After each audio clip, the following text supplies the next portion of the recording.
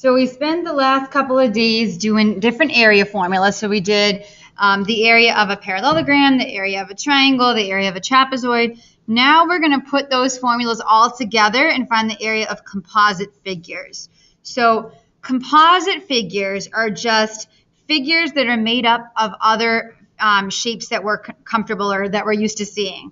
So for example, like if you look at this one, it's technically just two rectangles pushed together, but they don't have the line in the middle separating them. So this is a composite figure. It's made out of two rectangles.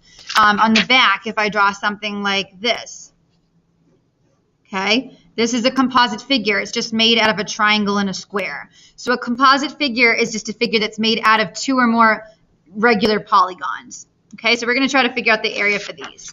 So to find the area of a composite figure, you divide the figure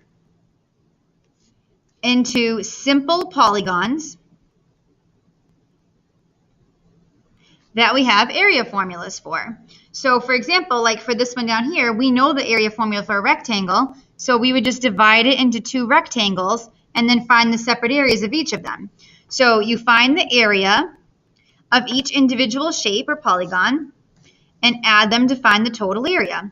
Again, we're finding areas of two-dimensional flat figures, so you're always going to put a 2 over the label for the area. So let's go ahead and finish this one. These are kind of like puzzles because after you divide it into the two shapes, you have to figure out what the measurements are. So I have the smaller rectangle on top, and we know that the formula is length times width. So the width is 3. We have to figure out what this length is here. So what you do is you use your rules that you know about rectangles. So for example, this big rectangle here, if this entire side is 4, then the opposite side is 4 because it's a rectangle. So that means from here to here is also 4. If the entire length of this is 8 and from here to here is 4, then this has to be 4. This is actually a really bad drawing because clearly these are not equal lengths when you look at them, but we're just using it for number sense at this point. So the area for my rectangle on the bottom, length times width, is going to be 5 times 4, which is 20. And the area for my top rectangle is going to be 3 times 4, which is 12. We're going to add them together and get 32 centimeters squared. Okay, let me show you another way to do the same problem. So there's more than one way. That's why I wrote this here. There are multiple ways to cut the figure. So let's just pretend that I'm drawing this exactly the way it was. I'll put the numbers all the same. 8 centimeters, 3 centimeters, 4 centimeters. Obviously, my drawing is not nice, but that's okay.